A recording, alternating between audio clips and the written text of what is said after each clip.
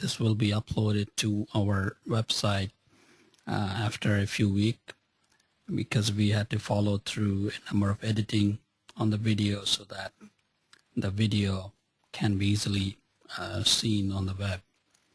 And if you have missed something, if you want to hear again this webinar, you can go log into the site and then watch the video again. Service orientation, you have heard this term many times, and basically what really service orientation is, it's nothing new. It's a fairly well-known concept. It has been there from the green screen terminals to reinventing service-oriented architecture these days using SOAP protocol and web services. But in general, service orientation means there is a service running and there are clients consuming the service. For example, a hotel or restaurants are also service businesses. There can be businesses entirely based on services in software industry. One of the many businesses are like that today.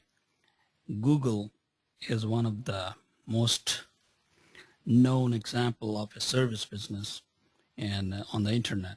As you know, that what Google does is they have their site, search engine, which is used for advertisement. And this advertisement is the service that Google provides.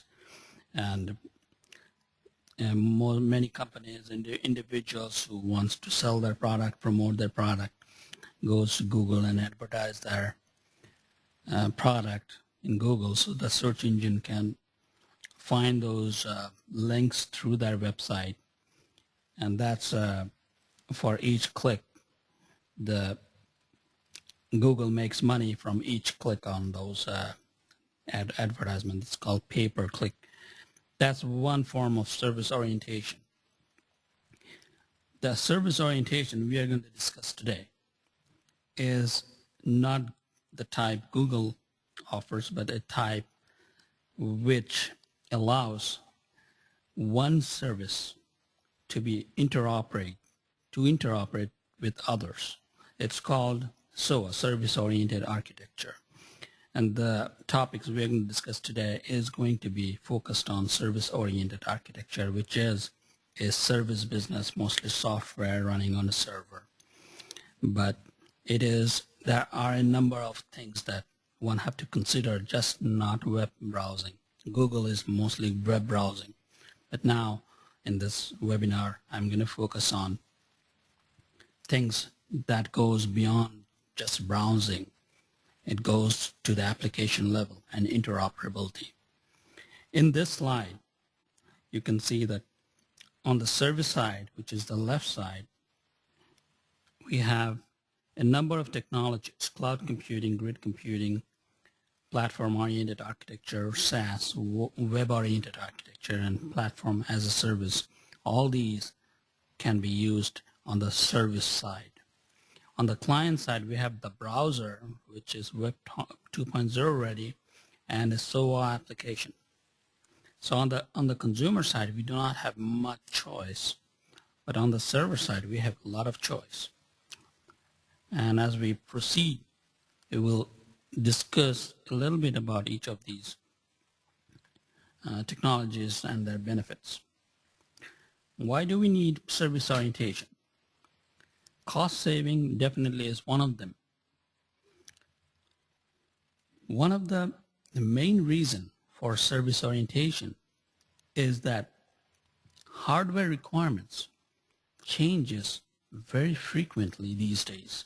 Every year we are getting powerful processor, a lot of memory, a lot of bigger hard drives, and as we proceed with more and more years passes by, we see that we cannot keep up with the hardware changes. We have to keep up the data center, and things change very rapidly.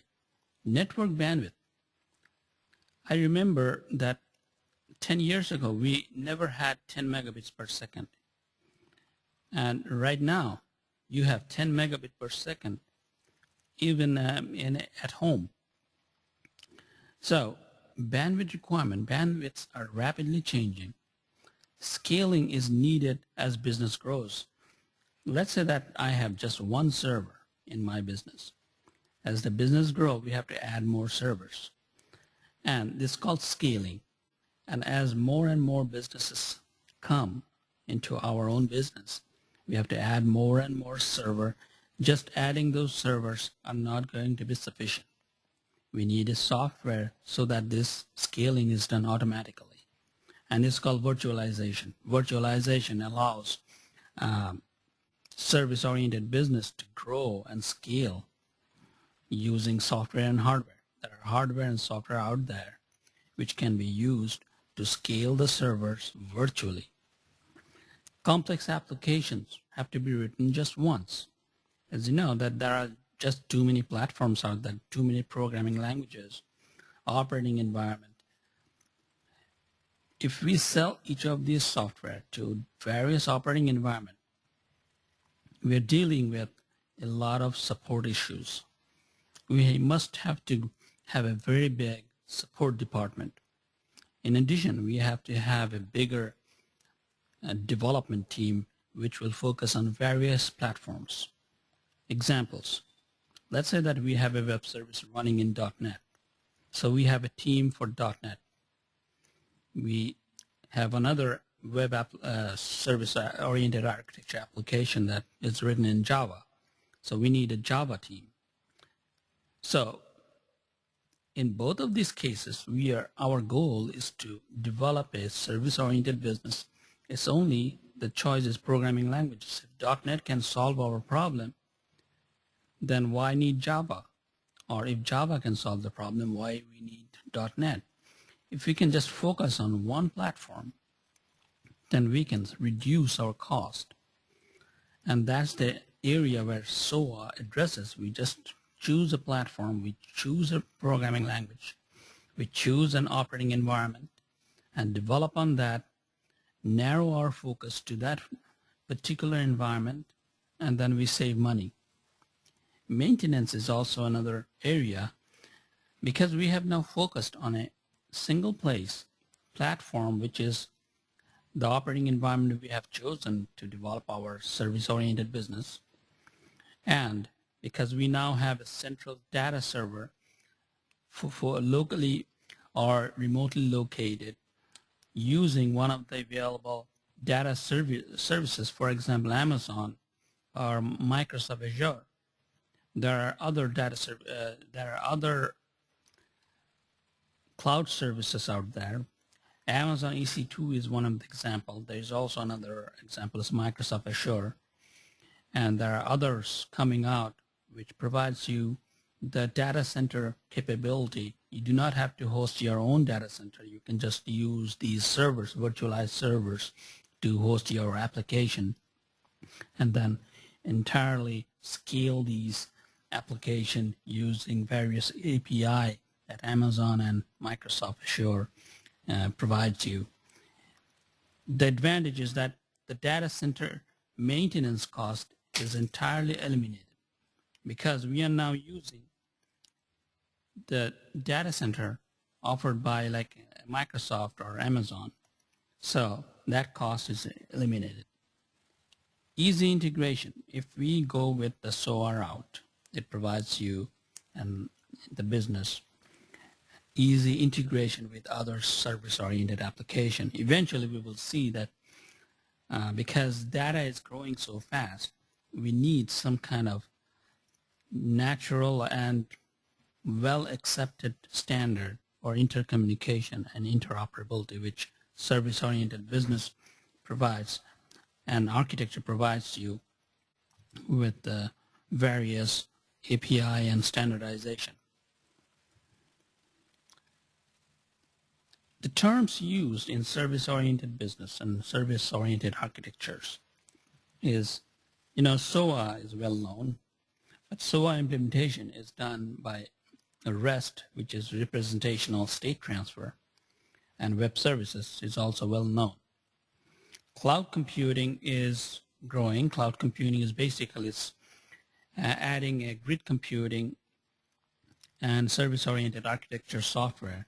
So cloud computing is composed of grid computing, and service-oriented architecture software. So this equals this plus this. And SaaS is the software as a service, which is a model that is used by Salesforce and many other software vendors, including this webinar software that I'm using to broadcast this software is also a SaaS model. SaaS model tells you that there is a software running in this website, download this, and go to this website and download this plugin or download this small application to have your to use this software online using a browser. That's what you did when you logged into the webinar software, and that's how you also use other applications like Salesforce and all those things, all those other applications where the browser is used as the client for those applications. That's SaaS. What is PaaS?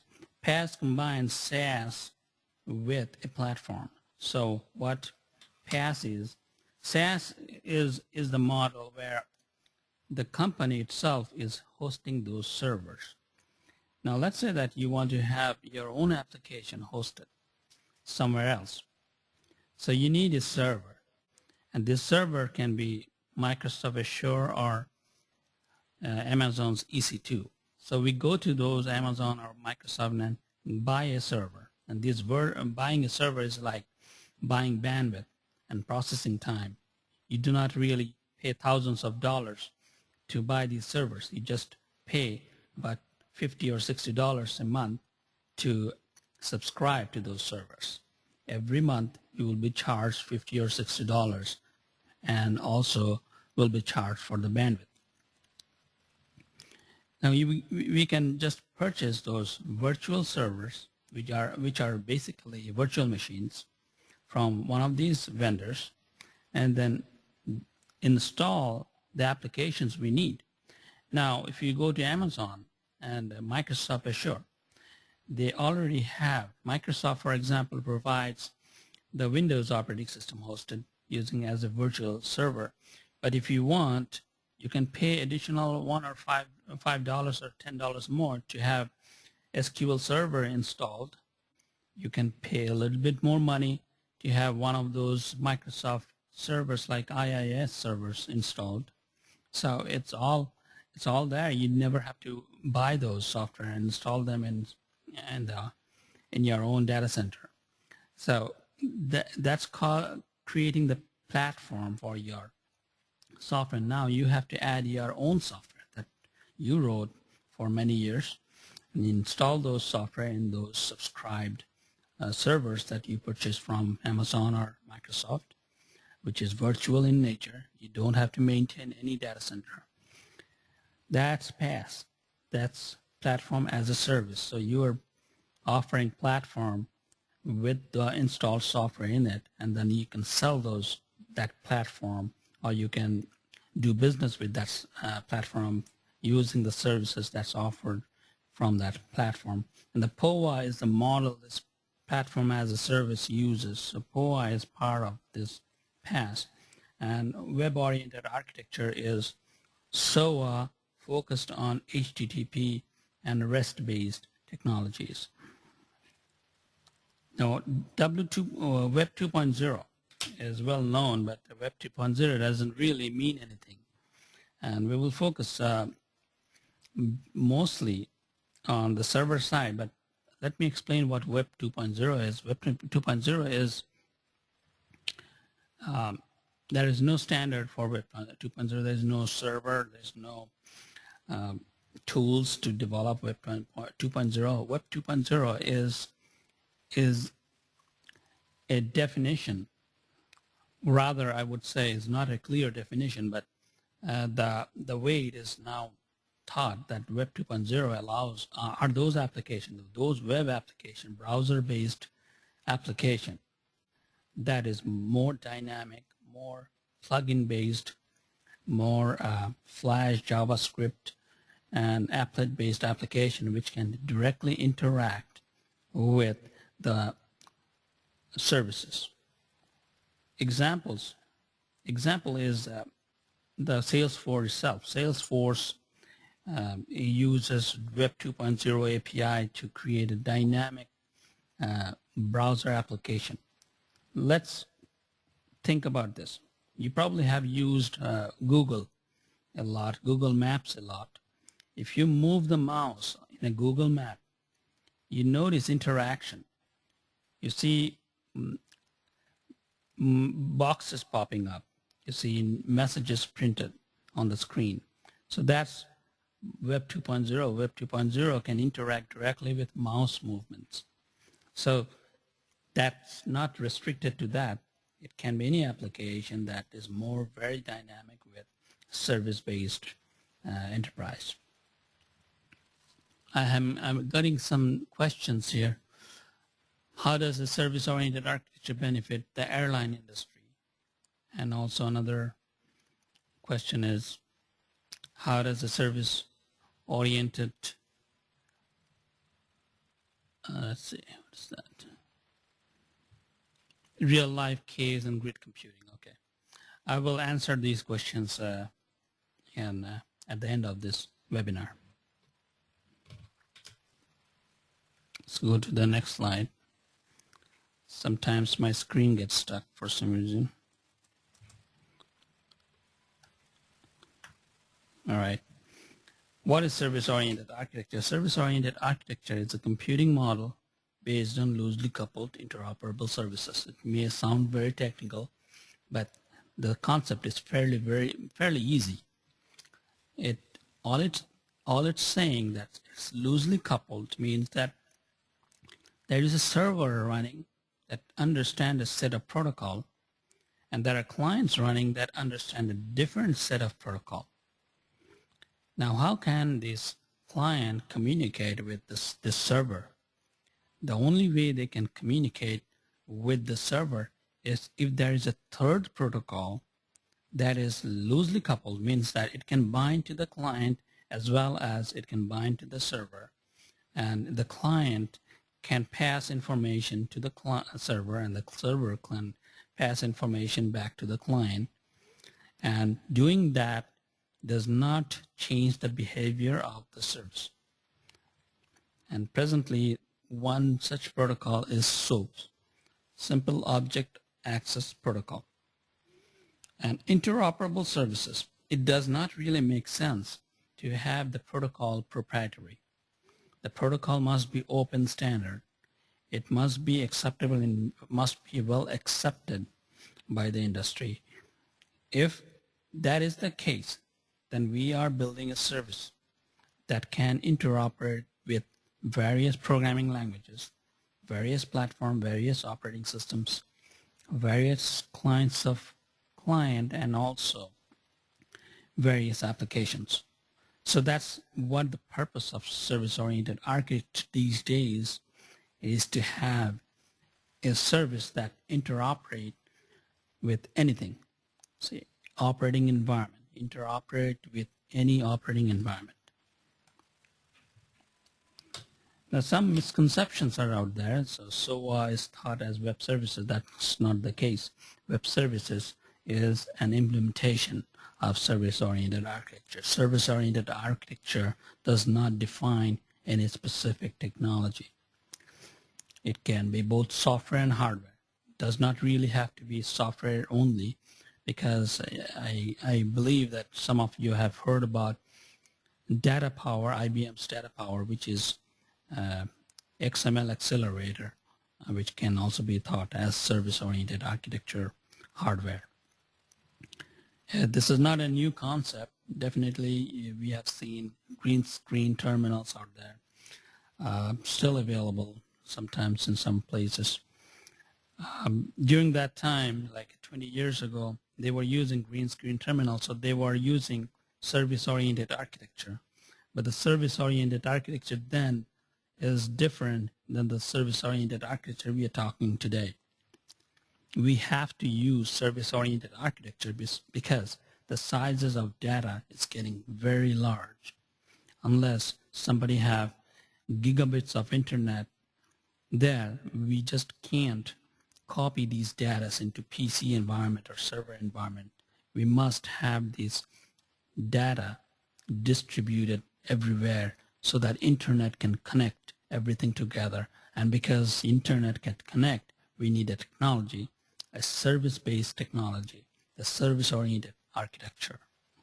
Must have providers and consumers. So SOA must have provider and the consumer. The real true concept, the real advantage of SOA comes from discoverability. As you know that when new software comes out, somebody have to advertise.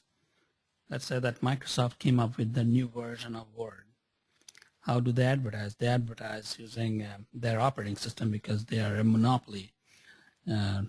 But how can this be automated?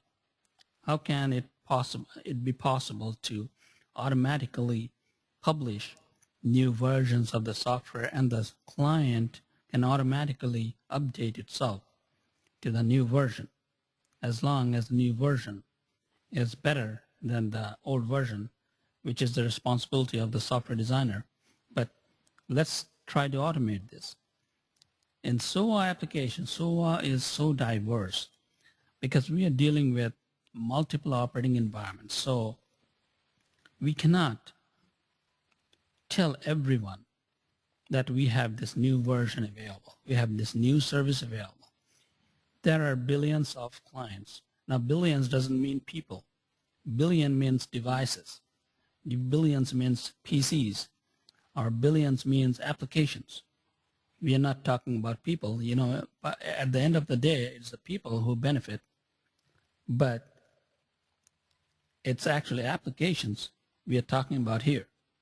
Now, if there is a new change, we need some kind of automatic way to inform the clients that there is a new version, new change available, so update yourself. And that's where the discoverability part take advantage. Now let's see how it works. So there are two services here. On the left side, we have A service. And on the right side, we have B service. Now A wants to use the service of B, but A doesn't know where B resides. A doesn't know about B.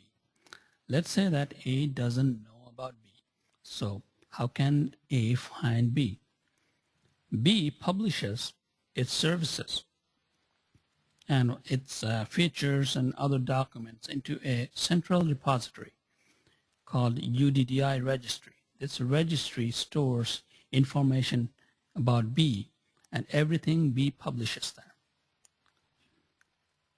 So now A knows where this registry resides. This is an example. We don't know. In a community, we have a number of houses. Let's say there are 1,000 houses in a community, but there is just one library in that community. Everybody knows, every 1,000 homes knows where those library is, where that library is.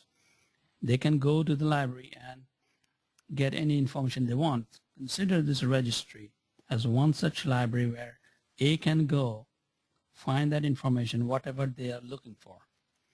Once they find the information, they provide a specification that I want a service that can do this, that can do that, that have this kind of security layer, that can publish and respond to my certain specification. All A have to do is provide the search required to obtain the available services to this UDDI registry, which B used to publish its own. Now A finds one. It finds the B, and it fetches that data. See, it's fetching this WSDL document, which is WSDL means Web Services Description Language, and fetches that data. Now A now understands and knows where B is and what B can do, what kind of message A have to provide to communicate with B. Everything is written in the UDDI directory in the form of XML. So once it gets description of B, A can communicate directly with B now. It doesn't require that UDDI. As I said, remember that I said that there is an upgrade that A have to be aware of, because B is changing all the time. Now if B changes, it reports that to the registry, UDDI registry. Now A is always looking to that registry for changes.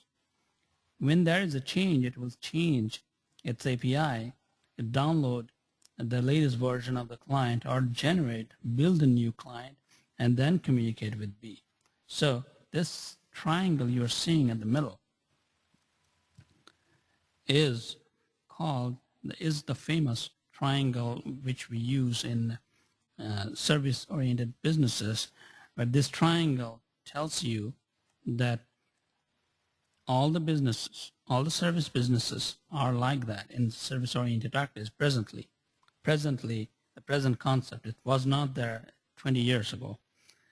In the present definition of service-oriented architecture businesses, they must be discoverable, because if it's not discoverable, the maintenance of service business is going to be very difficult. Now, how can we have these services discoverable and then communicate with each other? It's called Enterprise Service Bus. An Enterprise Service Bus is used to communicate and connect all the services together. As you can see on this slide, there are data services out there, which can be airline industry. Airline industry is entirely data-based. Industrial application, robotics, NASA, Boeing, for example. Airline industry can be an example.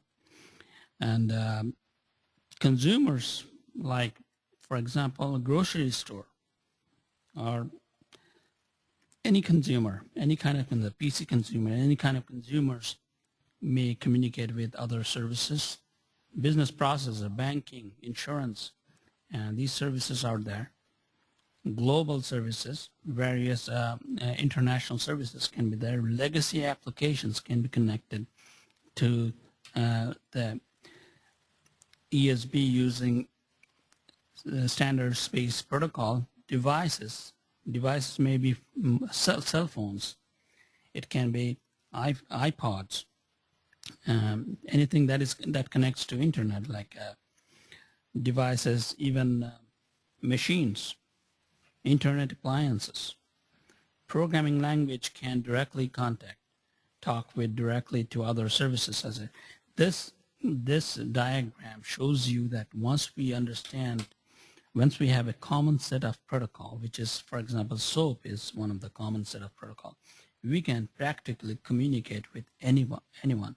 Now, as you know, that as a CIO or COO or chief of a company, this is a very important part of a business, because now suddenly we can all see each other.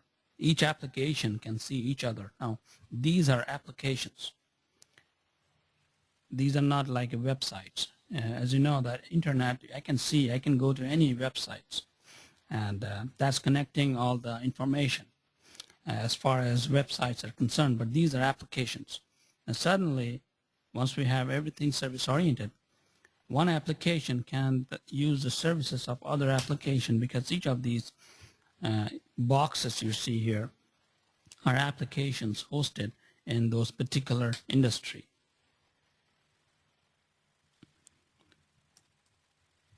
Got stuck again. So now let's move on to the next slide. In this slide, I'm saying the same slide, but now you can notice that there are orange circle ovals in which I have marked them web services, REST, SaaS, PaaS. So it doesn't really matter in what technology you have adopted to implement your own services, as long as you can communicate, translate your final output to this common set of protocol which is understood by others, which can be SOAP, which can be REST. REST is just a plain XML protocol. One can speak with others. Transports, as you know in this example, this arrow in the middle, the orange arrow at the center is the transport. The transport means a carrier. It's like a carrier to port data from one point to the another.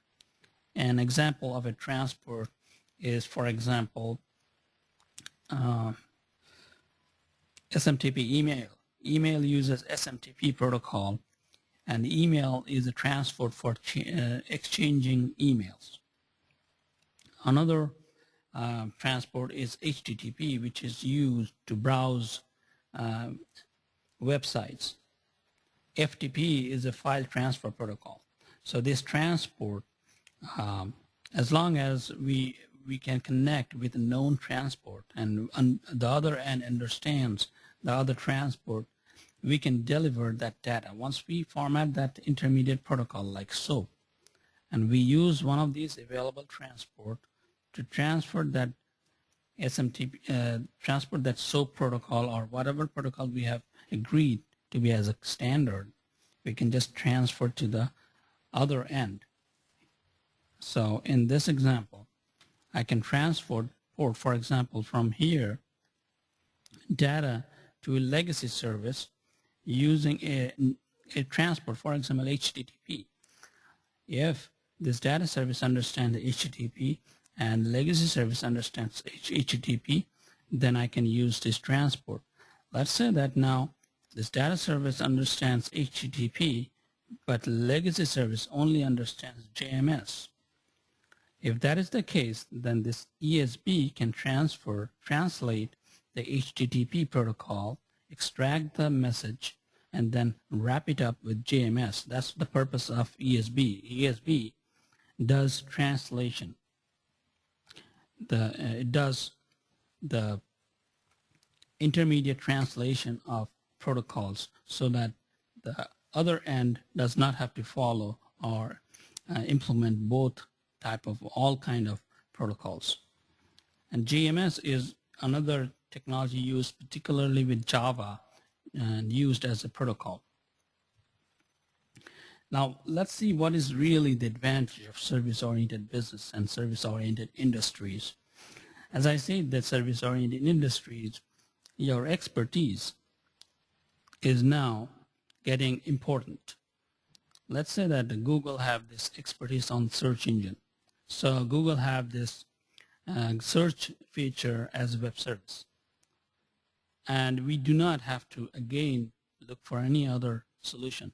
Google, Microsoft, and other search engines out there have their own web services. It's up to us which web service we are going to choose. But once the service is there, we can develop application with a choice of the available search web services. Now, look at this diagram. This tries to explain what I just said. As I said, that the government is very large. Let's say that there is a tax-paying web service out there somewhere by the government. All we have to do in our application, if we develop it, that we know that we create a login and go to the website of the government web service, not the website, the web service, and then enter the information that we needed in our software, like for example, what is the expenses, what are the different revenues, and basically what's required by accounting. We feed that information to that software. Our tax is done. That's how easy it is now. So if government provide their own web services, consumer have their own web services, various industries have their own web services. The industries can be Google, which is a search industry, search engine industry. Other businesses can be, for example, banking, insurance. We can go to bank and do businesses using a different application. Right now we do businesses by browsing their websites, but there can be applications written that goes not to their website but goes to their real core application and do the same thing that website does, but now we are creating layering. Now this layering is very important in service-oriented architecture, because service-oriented architecture is basically layered-based application development. Let's see layers. We see that the bigger puzzle piece, For example, now, composed of smaller puzzle pieces, excuse me, where the services A and B are the externally exposed services. The service is built layer upon layer. excuse me.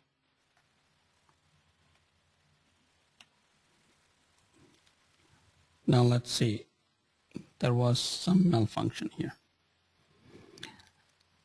Let's see what layering is. Layering is, in service-oriented architecture, every application is layered. Let's say that in this example, these little services can be services like Google, Microsoft's services, banking services, etc. And this one can be, for example, other service which we need to complete our application. Now these little services does not have to be written by us. It can be written by somebody else. It can be other industries. It does not really matter who wrote it, as long as we know how to consume that web service.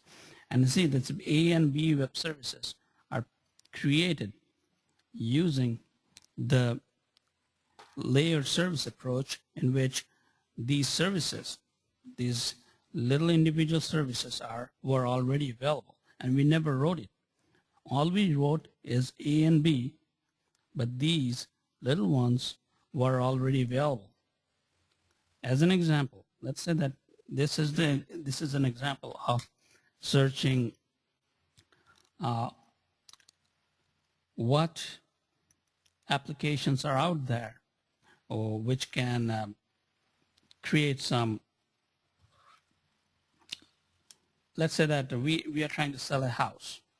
If we want to sell a house, we want to know the information about like a house, how much was the assessed value, what is the square foot on the house, and different information. All these information is already stored in an MLS database. Now if we have a web service on the MLS database, we can connect to that MLS database, like for example, our A service can connect to that MLS databases. And then we need to show where exactly is the house located. For that purpose, we need Google Maps. So if we use a Google Maps web service, we can have this MLS database get the address of the house and use the Google Map to map that house in our application. So what we are doing is that we are using various different services offered on the internet and different focus groups, and we are creating a composite application by using various focus groups into a much more complex application, which we call A and B. And this both A and B can now also be exposed as our own service, which somebody else can use. So it's never-ending services. This can continue and continue. We build services, somebody else now uses. So this is the real advantage of service-based service orientation, is because its power, its capability never ends. So let's see what's our next slide is. Interoperable barrier, and how can we get away from interoperability. Interoperability is the main barrier in service-oriented business, because we are dealing with multiple operating systems, multiple programming languages, bit boundary, data conversion, endianness of a processor, little endian, big endian, which is more technical. I will not focus on that, but endianness is a problem in interoperability. And ASCII, Unicode, and EBCDIC, different character format. As you know, ASCII is well known because ASCII has been there for 30 years. But now, presently, we use Unicode, and Unicode is not being used by mainframe. There have to be applications written to understand Unicode, and EPSIDIG is still being used by mainframes. So we have a complex interoperability issues following service-oriented architecture, especially web services. Avoids the interoperability barrier. It's actually not avoid, it just surpasses. So we do not have any interoperability issues after we expose our services as a standards-based web services. Service discovery is another area where we have provided some information earlier, and let's focus on various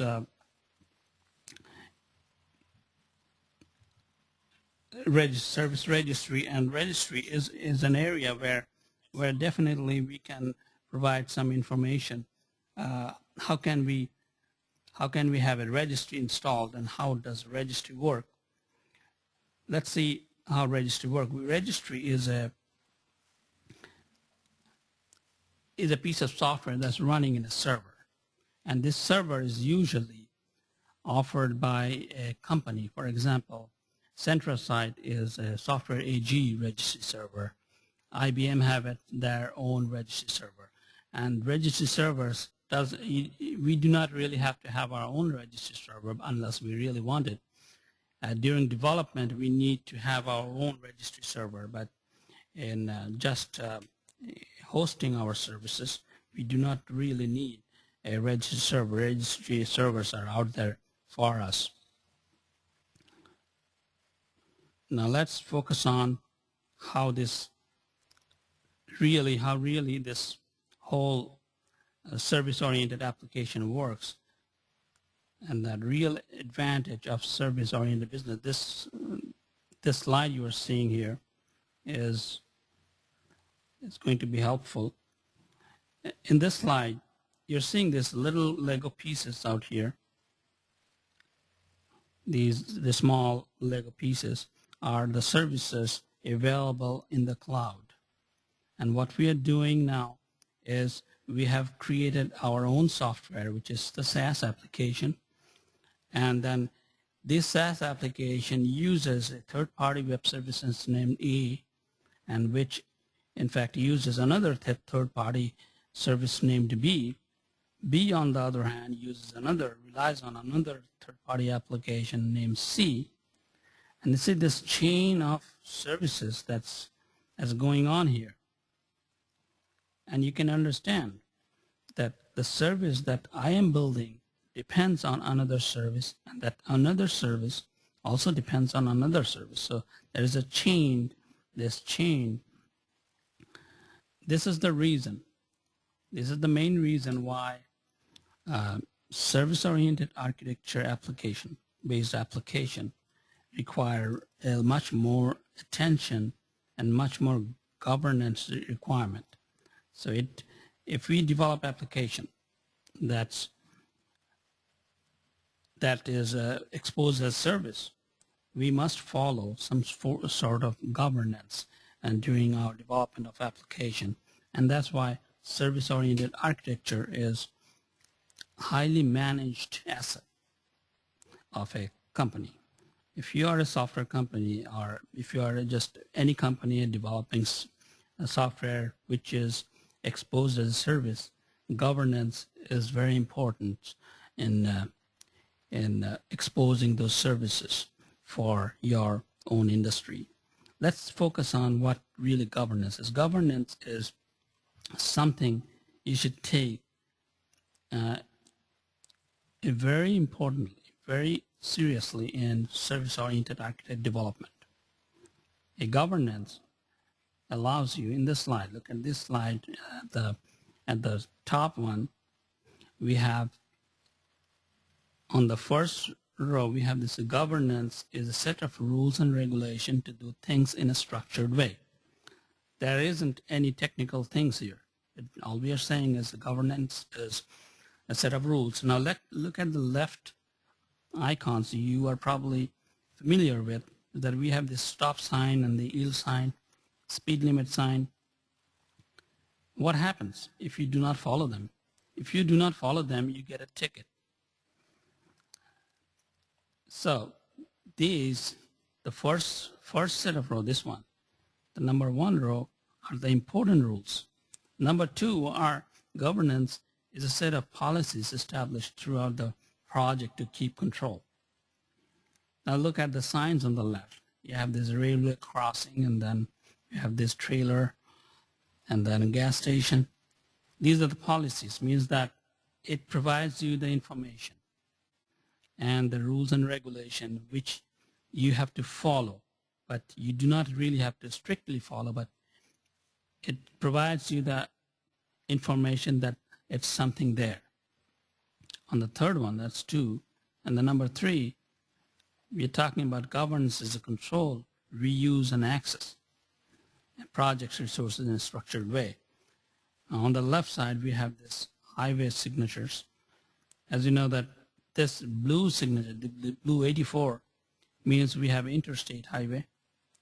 And on these little 60 and 20, these are the local highways. So what is the difference? The difference is 84, interstate highways are not easily accessible. You have to go through a particular exit to get into those interstate highway. On the other hand, state highways are easily accessible. And usually state highways have stop signs. On the other hand, interstate doesn't have any stop sign. It just continues one piece of street, usually a very high speed, in a street where cars goes very high speed. Now this is the purpose of putting this is the control, because those kind of rules and regulation that you just look at the symbol, it actually tells you what rules applies there. On the third and the fourth one, we have a governance is to keep the project well maintained using a set of documents.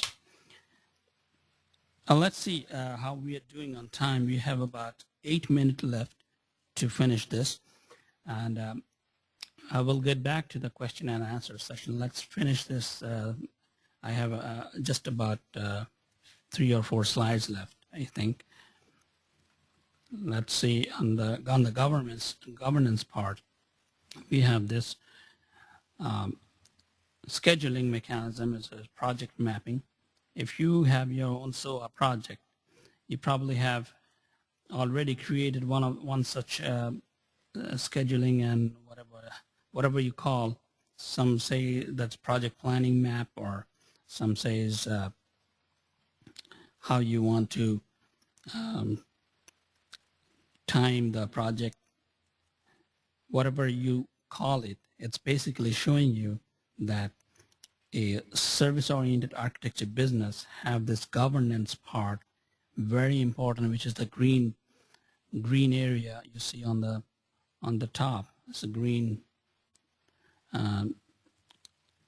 rectangle you're seeing here is the most important part, and this governs every different aspect of part of the project development. For example, team development, design development, implementation, testing, integration, standardization, and deployment, delivery and support. Everything is governed by the governance team. And there may be a governance team, or it may be just rules and regulation.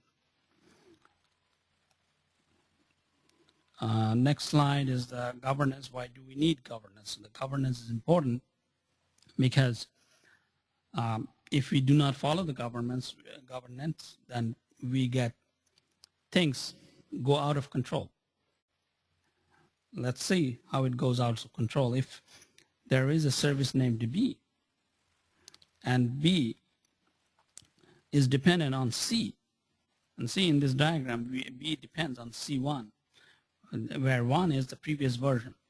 And we change that C guys, C is another company. C guys change the software so that it behaves differently, and they call it version 2. Now see, on the B side, B hasn't changed the software yet. So B cannot communicate with previous version, finds new version which doesn't work with B because B has not used the new API exposed by C to build their own services. So none of the consumers you see on the left can operate because the old application no longer works. So that's the example of why we need governance in a SOA project.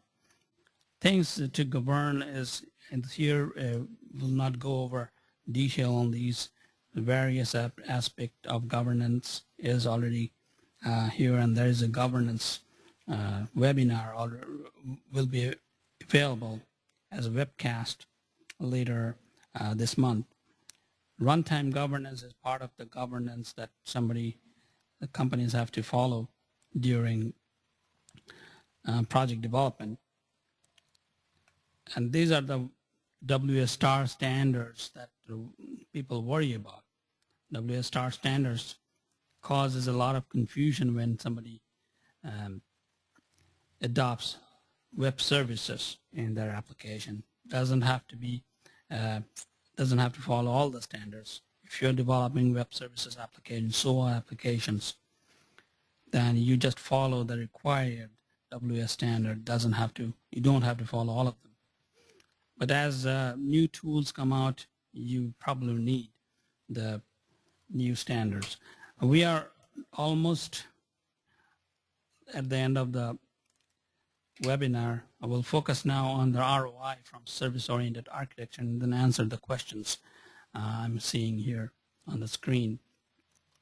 A complex application could be built from reusing pre-built services and tested services, which we already discussed that the real advantage of using SOA or a SOA project is that we are using already built exposed services, which is offered by some other businesses, in which those some other businesses are focused and knowledgeable about that particular industry. For example, banking web services focused and knowledgeable about banking, and we do not have to have our own software written for banking to just do things that we don't know. Services are offered by experts in that field, as I said. Time to market products could be faster because we do not have to deal with this expert area which we do not understand. We just focus on the area that we already know and then use the services of the experts. That's why we can build our product faster by using service-oriented architecture. Services may be sold on demand. Once we finish the services, we can sell those services for somebody else to consume them. Legacy systems can be used. Again, if your industry have a legacy application, legacy systems, you can expose them as services and continuously use the existing resources of legacy software.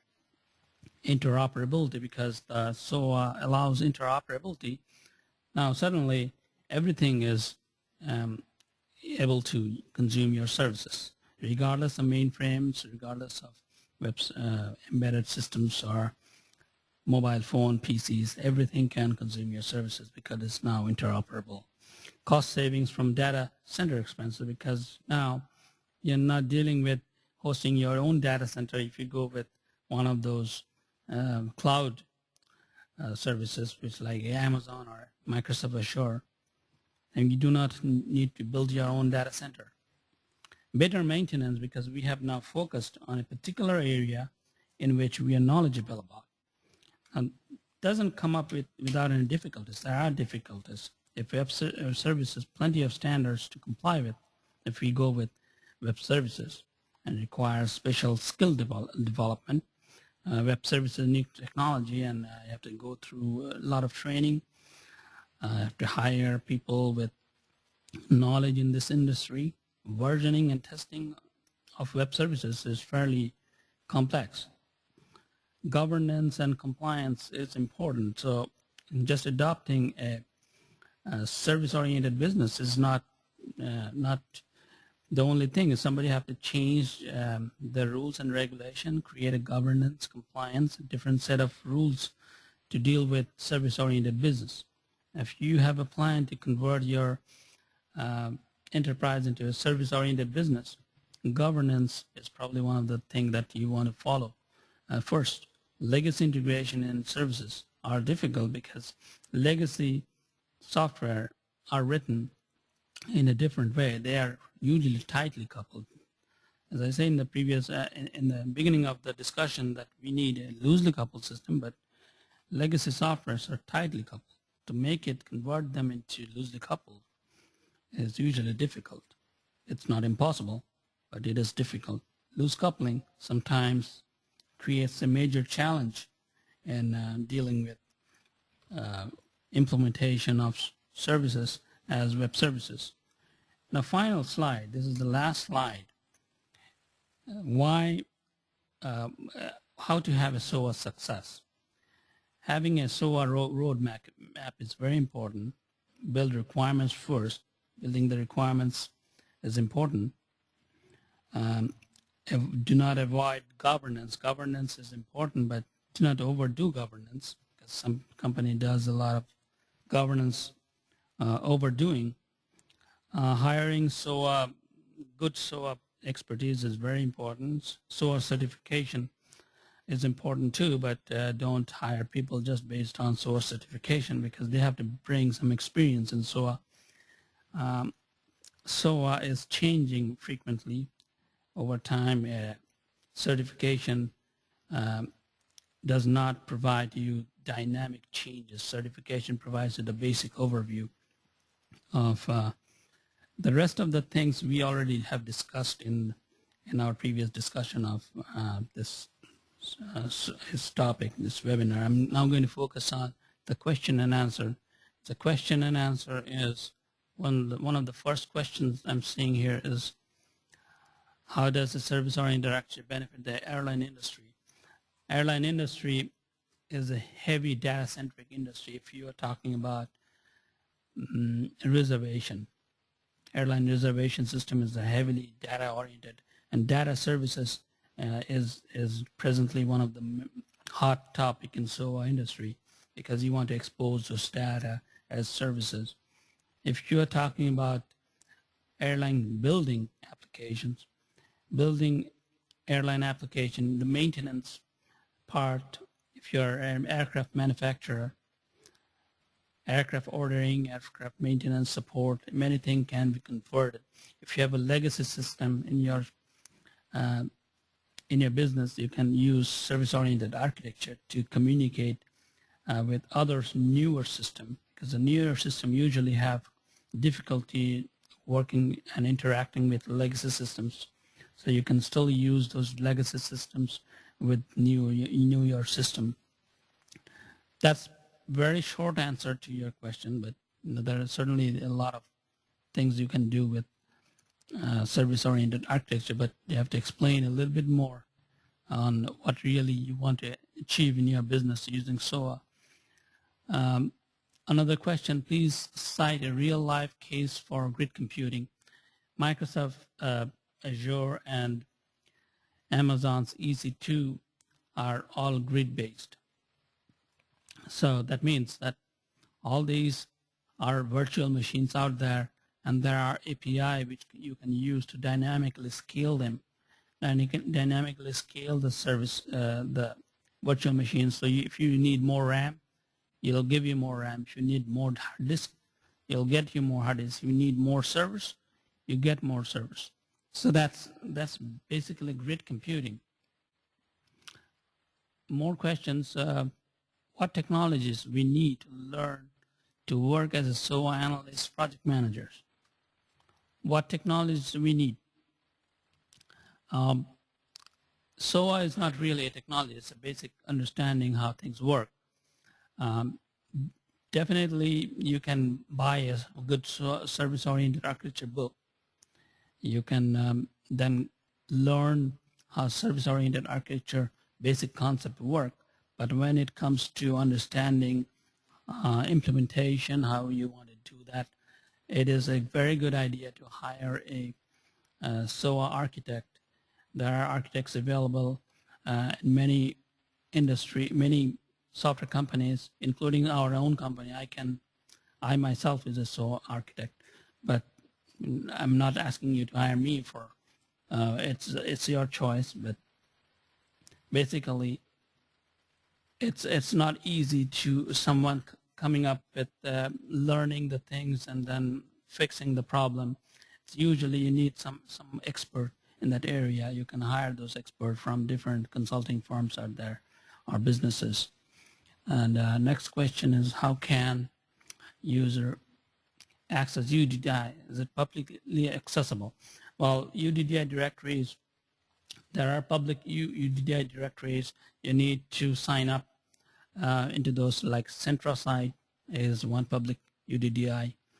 But you know, UDDI is still going through some debate is if it should be free like Google, or if somebody have to pay for it. If it's free, then right now it is free. Like Centrosite is free. You just have to sign up with that. But some UDDI directories are not free. Please enlarge the slide. Okay, I can certainly. I'm sorry about. I forgot about enlarging the slide. Okay, one more. Discussion on what really happens in a SOA project and the likelihood of this. Now let's focus on some other questions that I'm receiving here. Another big question here. Let's read it. Stateful services require both the consumer and the provider to share the same consumer-specific context, which is either included or referenced by messages exchanged between the provider and the consumer. This constraint has the drawback that it would reduce the overall scalability of the service provider because it might need to remember the shared context for each consumer. It also increases the coupling between a service provider and a consumer and makes switching service providers more difficult. So, as you have mentioned that loose coupling is a problem. Will that coupling will not be a problem? Okay. Loose coupling is a problem for legacy systems. It is not a problem for modern system because in the modern new architecture, you are designing services and the tools out there are designing software, building the services which is aware of the loose coupling. If you have a legacy systems, that's where things break up because the problems I've faced in many different scenarios, like somebody have a legacy system written entirely in C++ with a lot of static variable. And as you know, that static variable stores the state, and it is usually difficult to convert a static into a dynamic local variable. And if you do that, the software doesn't work. So a lot of change had to go through, and it is not, however, impossible to convert a tightly coupled system into loosely coupled system. It just requires that somebody understand the code of how the thing has been implemented. Another question, can we get this presentation available on Soalib website? Yes, certainly you can, because after this webinar is over, I'm going to stop this recording, and then we do have to go through a number of editing steps so that our video becomes shorter and some of the bandwidth requirement is met. Usually the bandwidth we have to worry about bandwidth because this video is watched by many people over the world. Last question is, how do we handle the problem of multiple operating systems? You do not have to worry about multiple operating systems because the tools manage that. If you are dealing with C++, then you probably have to worry about multiple operating system because you have to compile your code. But the good thing about that, the tool generator generates ANSI standard tools, ANSI compliant C code or C++ code, which can be compiled with pretty much any operating system unless it is very proprietary like it is a mainframe or something. As long as they are not very proprietary operating system and have the general C and C++ API, most of the time you need the socket API for C and C++. As long as it's there, you do not have any problem with that. No more question, I guess, and we are about 10 minutes over. So unless there is any further question, you can certainly send me email. My direct email is here. I'm writing that on the screen. EJAMIL@soalib.com. And if you have any direct question for me, you can send it to me, and you can certainly go to the website, and a few days later, usually 2 weeks, we take 2 weeks to do that. And the final slide is you can visit our website, soalib.com, and write to us, soalib@soalib.com, if you have any further question. I'm getting more questions here. What is SOA testing? Okay. Then another question is, what is SOA testing get involved? Testing service-oriented architecture is one of the difficult tasks that require somebody to build both the client stub and load the service with various messages. There is going to be a SOA testing webinar presented end of this month by me, in which I will focus more on how to build services, testable services. I hope that you will join that webinar, Samit Gupta. All right, I will not take any more of your time. I will thank you for your participation, and looking forward to future presentation, your presence in future presentation. Thank you. Bye.